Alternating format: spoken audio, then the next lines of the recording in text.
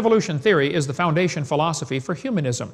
Humanism is the idea that man is God. After all, there is no God out there, so we must be God. The Bible says they did not like to retain God in their knowledge. God gave them over to a reprobate mind. Do humanists believe in a supreme being? Emphatically, yes. That supreme being is man. Humanists have no knowledge of any being more supreme. The turning point in history will be the moment that man becomes aware that the only God of man is man himself. I spoke at a public school in Pennsylvania one time, and a kid sat on the second row. He said, "Mr. Hovind, I'm an atheist." I said, "Really?" I said, "You don't believe there's a God?" He said, "Oh, there's no God." I said, "Well, son, let me ask you a question. This kid's a senior in high school." I said, "Do you know everything?" He said, "Oh, no." I said, "Do you know maybe half of everything?" He said, "No." I said, "Well, let's just pretend for a few minutes that you know half of everything." I said, "Is it possible that God exists in the other half you don't know?" Brand new thought bounced around in his brain for a while and got lost, I'm sure. I said, "Let me ask you a question, son. If you're an atheist, how do you tell right from wrong?" He said, "That's easy. I decide what's right and wrong." He said, "I'm the God of my own universe." I said, "Well, I'm glad to hear about that, because I'm going to shoot you in 5 minutes." He said, "You can't do that."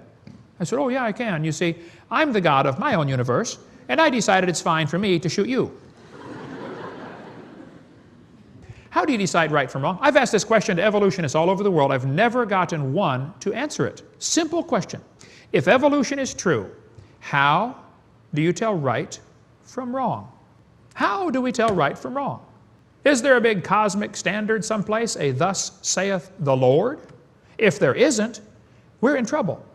There was a Russian atheist astronomer came to America and he said, "Folks, either there is a God or there isn't." I thought, now this guy's really smart, you know. And then he said, "Both possibilities are frightening." I thought, wow, that's a thought. If there's a God, we better find out who he is and find out what he wants and do what he says, because he owns this place.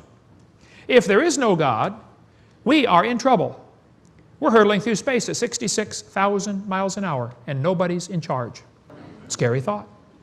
Evolution is the foundation for humanism. Man becomes God.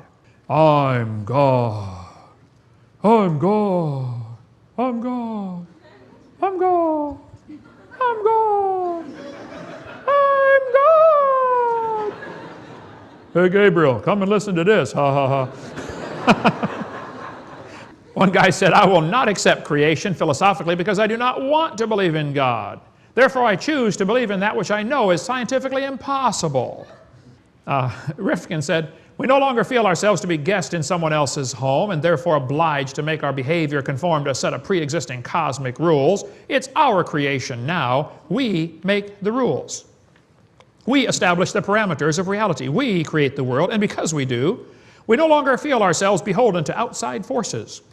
We no longer have to justify our behavior, for now, we are now the architects of the universe. We are responsible to nothing outside of ourselves.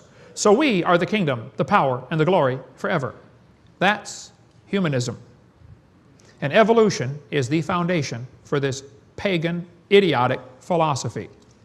Lewontin said, "We take the side of science in spite of its patent absurdity of some of its constructs. We have a prior commitment, a commitment to materialism. Materialism is an absolute. We cannot allow a divine foot in the door.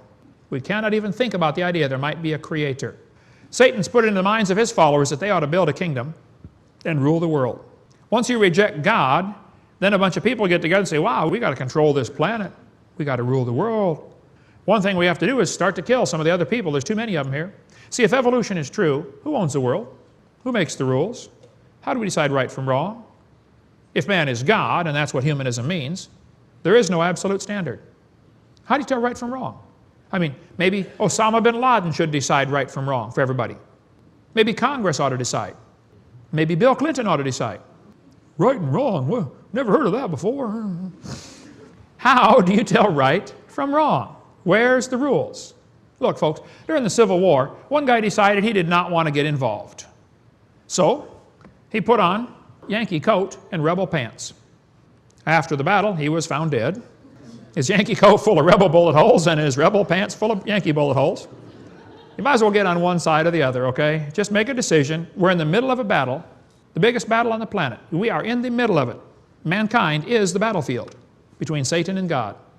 There's a great book by Henry Morris called The Long War Against God. I highly recommend that one. It's so simple. You decide which side you want to be on, and then you help your general win.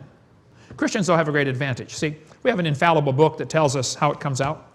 I read the last chapter. We win. I think it'd be smart to get on God's side, okay?